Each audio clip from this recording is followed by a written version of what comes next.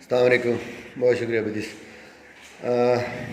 सबसे पहले तो टूर के बारे में जो भी बात करनी है उससे पहले ये ज़रूर कहूँगा कि पहले ही मैंने मेरी एक स्टेटमेंट आई सीरीज़ के एंड पे बात की मैंने कि मैं यहाँ पे कोई एक्सक्यूज़ के लिए नहीं आया या कोई ऐसी वो करने नहीं आया। Obviously we lost the series, जो भी परफॉर्मेंसेस थी, डिसअपॉइंटमेंट है, सारी टीम को है, मुझे भी है।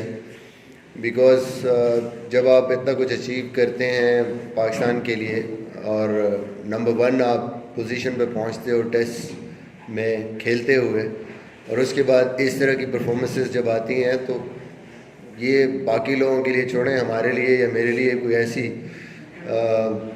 प्लीजिंग या कोई अच्छी खुशी भरी बात नहीं है। बड़ी डिसअपॉइंटमेंट है इस चीज़ की, but this is how it is, cricket goes like that.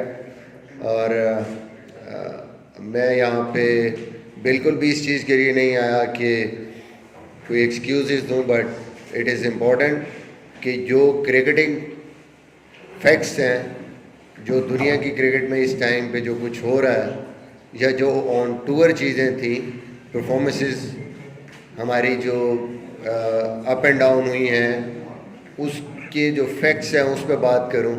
And I hope कि जो क्रिकेट को समझने वाले हैं वो इस चीज़ को समझेंगे और इन सारी चीज़ों को अंडरस्टैंड करेंगे कि क्या क्या वजूहात हैं, क्यों ये सब कुछ हो रहा है, इस तरह की परफॉर्मेंसेस क्यों आई हैं।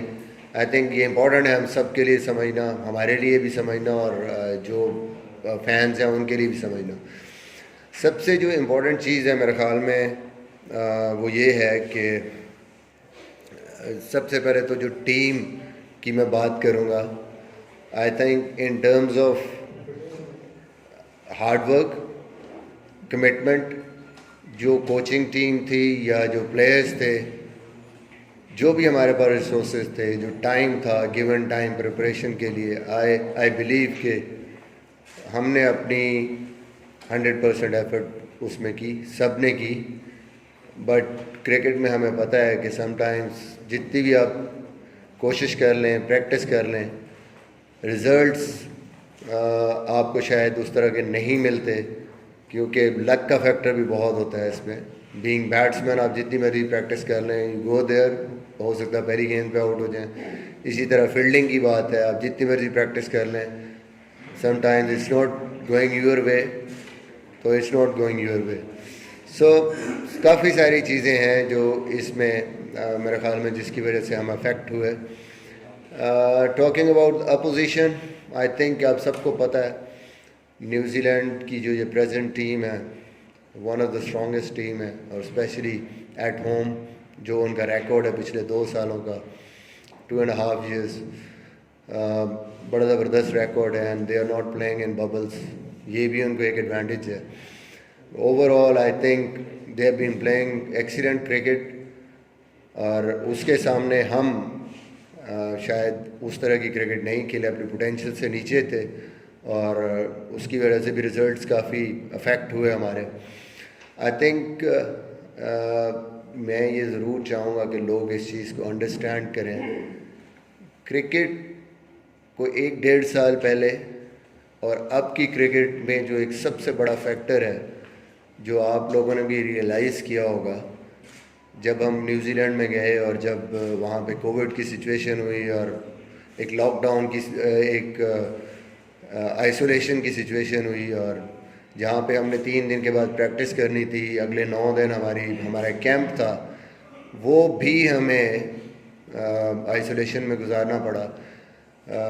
और तकरीबन 19 दिन, 18 से 19 दिन हम लोग कमरों में ही हमने गुजारे, and we could not do anything. इसमें हम नॉर्मल जो एक एक्सरसाइज, रनिंग, वो तक नहीं कर पाए। रूम्स में हैं, रूम्स में वॉक कर रहे हैं, रूम्स में सारा कुछ कर रहे हैं। और ओवरऑल हमारी सिचुएशन छोड़ें, जो ओवरऑल दुनिया की क्रिकेट इस टाइम पे हो रही है कोविड की सिचुएशन में, आप देख रहे हैं कि टीम्स की परफॉर्मेंसेस अप एंड डाउन हो रही हैं, स्पेशली द टूरिंग टीम्स।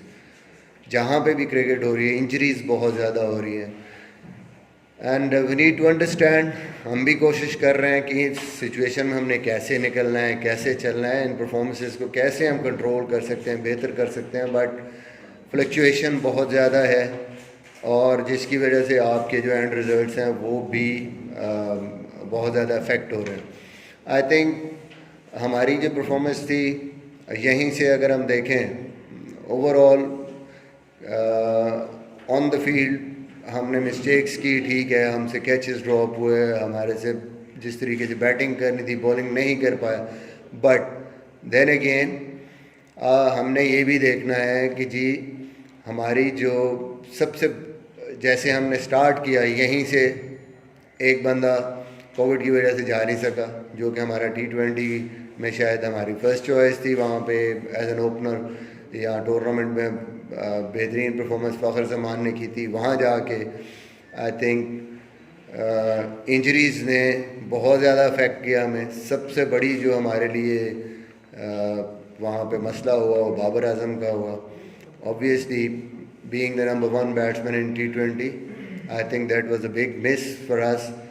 और in test cricket even more reliable batsman in previous year the way he performed in Australia, और जिस तरीके से इंग्लैंड में उसने परफॉर्म किया, जिस तरीके से यहाँ पे उसने रन्स किया, I think that was a big loss for us. ऐसे ही था हमारे लिए जैसे केन विलियमसन के बगैर न्यूजीलैंड टेस्ट क्रिकेट खेल रही होती है, दोनों टेस्ट मैचेस, जिस तरह का उसका कंट्रीब्यूशन था। बाबर का सेम रोल था हमारी टीम में, सेम पोजीशन थी।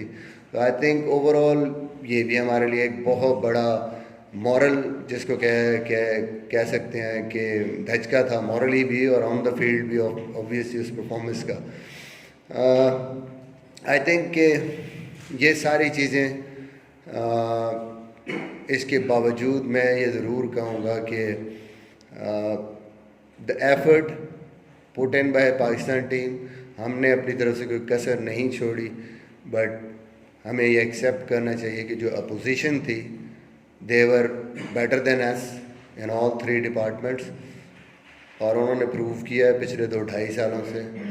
हमने अपनी पूरी कोशिश की है, लेकिन उन्होंने अपनी जो वो बेहतर क्रिकेट है वो प्रीवियसली जैसे खेलते हुए आ रहे थे और वो रेडी थे, वेस्ट इंडीज़ से भी खेल रहे थे, उन्होंने हमसे बेहतर क्रिकेट खेली और they defeated us. So overall by the effort I think of my team, कहीं भी मुझे शक नहीं है कि हमने अपनी तरफ से कोशिश में कमी छोड़ी। But we lost to a better team, played better cricket. ज़ाहिर है काफ़ी चीज़ें हैं, आपको भी चीज़ें नज़र आएँ, हमें भी नज़र आएँ, and we need to sort those things. कोशिश हमने करनी है कि आगे हमने इम्प्रूवमेंट लेके आनी है, जिसमें कि मेजर फैक्टर्स हमें नज़र आ रहे हैं। फील्डिंग का बहुत बड़ा एक फैक्टर था और हमने उसको बेहतर से बेहतर करना है।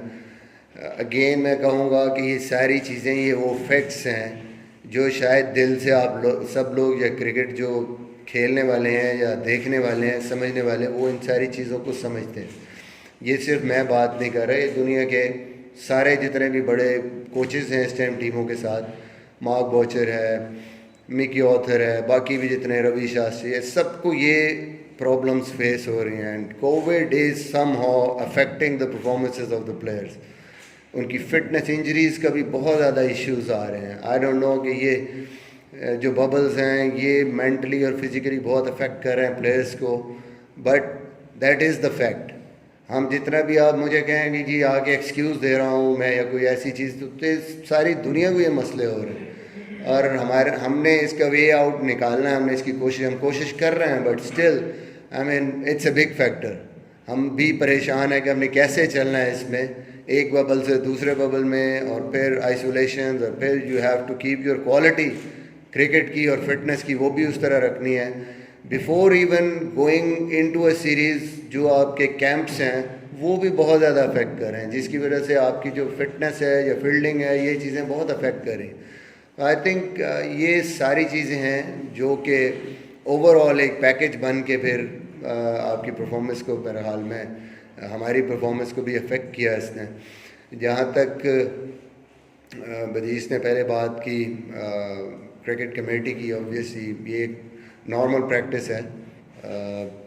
मुझे ज़ाहिर है मैं पहले भी एक बीओजी के सामने भी अपनी परफॉर्मेंस के हवाले से जाके मैंने उनको भी प्रेजेंटेशन दी, और इन क्रिकेट कमेटी की एक नॉर्मल प्रैक्टिस है और वो होगी कल। और सेम चीज़ें जो सेम मसले हैं या सेम जो फैक्टर्स हैं, I think I need to just tell them, and hopefully everybody knows cricket, जिसको जो अंडरस्टैंड करता है इन सारी चीज़ों को, इन सारे फैक्टर्स को समझेंगे।